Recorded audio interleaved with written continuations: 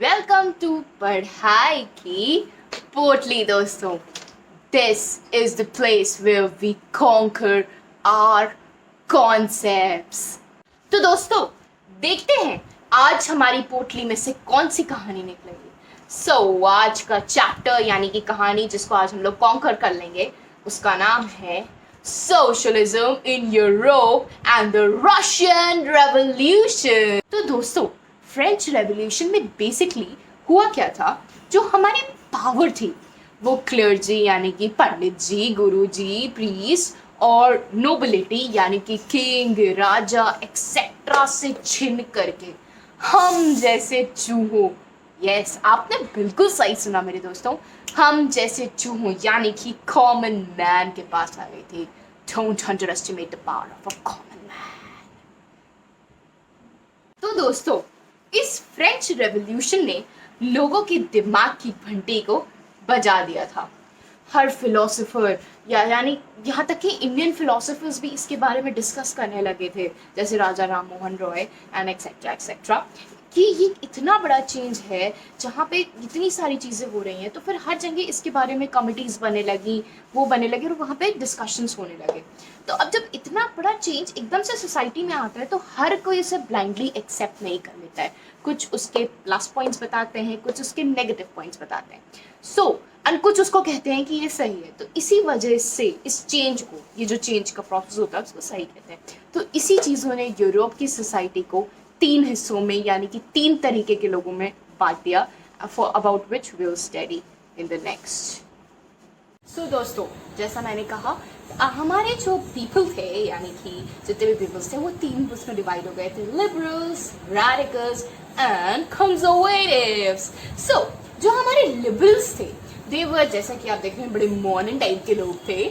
They wanted change, उनको change चाहिए था. वो रिलीजियस टॉलरेंस दिखाते थे, मतलब कि उस टाइम पे रिलीजियस टॉलरेंस मतलब सारे रिलीजन्स आपस में भाईचारे से प्यार मोहब्बत से रहें. That's only religious tolerance. Actually उस टाइम पे कुछ लोग इंग्लैंड के चर्च को सपोर्ट करते थे और कुछ लोग कैथोलिक चर्च को सपोर्ट करते थे.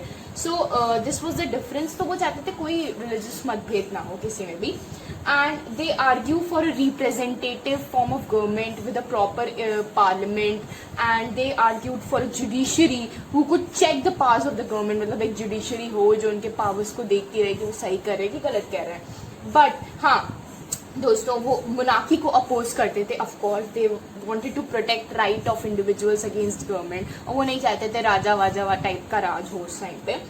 बट दोस्तों इन सब बातों से मेरी आपको ये बिल्कुल ना लगे, ये एनसीईआरटी भी कहती है और मैं भी कह रही हूँ कि दे वर नॉट डेमोक्रेट्स. बिल्कुल no no no, they were not democrats because दोस्तों they did not supported universal adult suffrage. अब universal adult suffrage बड़ा टफ सा वर्ड है, बट इसका एक ही मीनिंग है कि all the people above 18 should have the right to vote, and that's the basic point of democracy. अभी इसका मीनिंग यही है.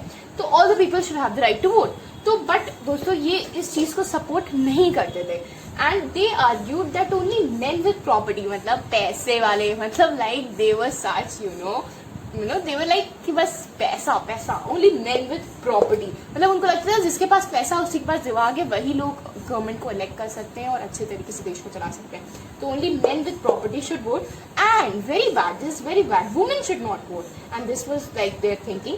तो ऑफकोर्स ये ओपन माइंडेड थोड़े कम हो गए इस पॉइंट ऑफ व्यू से, एंड ये यूनिवर्सल सफरेज को नहीं सपोर्ट करते थे. And then coming to the next, they were radicals.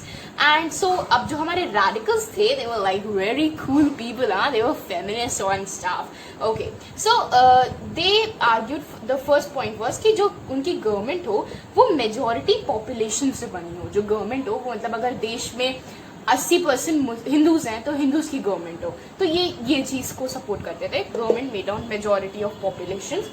ये वुमेन सफरेज मूवमेंट्स को सपोर्ट करते थे. They like supported women's, like women suffrage movements मतलब वुमेन जो प्रोटेस्ट करती थी कि मुझे भी राइट टू वोट दो. और they were not against private property, but they oppose the concentration of property in the hands of few. वो नहीं चाहते थे कुछ अमीर लोगों के पास ही प्रॉपर्टी हो या तो और गरीब लोग सड़क पे सोए. So this was not there thinking. और ये अपोज करते थे प्रिविलेजेस ऑन लैंड ओनर्स, और ये सब बड़े बड़े लोग थे अनलाइक लिबरल्स जो कि उनको बहुत सपोर्ट करते थे. अब तीसरे तरीके के लोग होते हैं conservative. As the name suggest, ये थोड़े से कंजर्वेटिव टाइप के लोग थे। और दोस्तों ये हमारी और आपकी तरह लेजी टाइप के लोग थे, एक्सट्रीमली लेजी।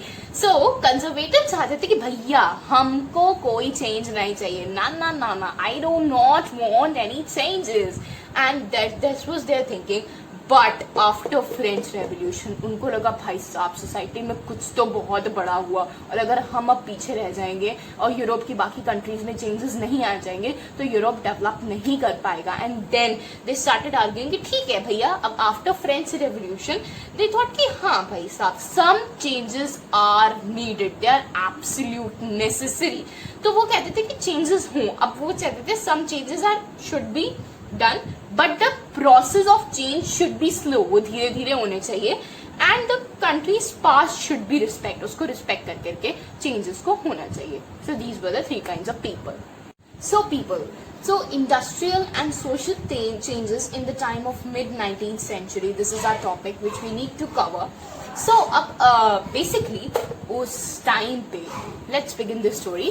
तो उस टाइम पे एक बहुत सारे पॉलिटिकल चेंजेस और नए नए पॉलिटिकल ट्रेंड्स आ रहे थे, ये मैंने आपको अभी बताया इससे पहले। तो अब उस टाइम पे जब इतनी सारी चीजें आ रही थी, और ये भी आपको पता है वो इंडस्ट्रियल रेवोल्यूशन का भी टाइम था, नई नई फैक्ट्रीज आ रही थी, चीजें बन रही थी, वो सब हो रहा था। तो जब ये सब होने लगा तो न्यू सिटीज आने लगी इंडस्ट्रियल रेवोल्यूशन के उस पे, रेलवेज एक्सपैंड हो गई क्योंकि इंडस्ट्रियल गुड्स इधर से उधर पहुंचाने में रेलवेज एक्सपैंड हो गई। Industrial revolution occurred, industrial revolution होने लगा। तो भाई साहब जब इतनी सब चीजें होने लगी तो अब इंडस्ट्रियलाइजेशन की वजह से औरत, आदमी, बच्चे, man, women, children all went to work to factories, क्योंकि वर्क बहुत ज्यादा था। जब कोई भी नई चीज डिस्कवर होती है so you need people to work upon, क्योंकि उतना ज्यादा चीजें नहीं था, हर चीज मशीन्स नहीं कर सकती थी, मशीन्स उस टाइम पे डेवलप नहीं थी, तो lots of man power was needed. तो मैन, वुमेन, चिल्ड्रन हर घर के went to the factories to work. But the problem was working hours were very much more, and the wages were in comparison to the working hours were very poor, very pathetic, बहुत गंदी उनको salary दी जाती थी। और अब जब इतना ज्यादा लोग इंडस्ट्रियल और इंडस्ट्रियल प्रोडक्शन पर डिपेंडेंट थे तो अनएम्प्लॉयमेंट हो जाता था। जब इंडस्ट्रियल गुड्स की लो डिमांड होती थी, मतलब जब कम डिमांड है गुड्स की, तो लोग अनएम्प्लॉयड हो जाते थे। अब जब इतनी ज्यादा इंडस्ट्रियलाइजेशन से लोग क्या होता है अपने गांव से शहर की तरफ आने लगे कि भाई चलो पैसा मिल रहा है, फार्मिंग छोड़ो, गांव से शहर आके इंडस्ट्रियलाइजेशन में इन्वेस्ट करो, ये नई चीज आई है। तो हाउसिंग सैनिटाइजेशन वो problem during this time, housing sanitization. तो भाई साहब अगर एग्जाम में आता है तो ये 1 2 3 4 5, हाँ ये 5 पॉइंट्स है, इसको थोड़ा सा रिफाइंड लैंग्वेज में चेप पाना, 5 नंबर तुम्हारे। अब जब इतनी सारी प्रॉब्लम्स आने लगी तो liberal, radicals and conservatives surged for solution. अब लोगों में मोनार्की के लिए गुस्सा और ज्यादा बढ़ गया, वो ब्लेम करने लगे, और ये लोग तो खासकर ज्यादा लोग ब्लेम करने लगे मोनार्की को कि ये सब फॉर्म ऑफ पॉलिटिकल गवर्नमेंट की वजह से ही ये सब प्रॉब्लम्स हमारी कंट्री में आ रही हैं। अरे पोटली खनक रही है, लगता है इसमें नया टॉपिक यानी कि नई कहानी आ चुकी है। अब पढ़ूंगी तभी तो पढ़ा पाऊंगी। लाइक, शेयर एंड सब्सक्राइब जरूर कर देना। Until we meet, be curious. Bye bye.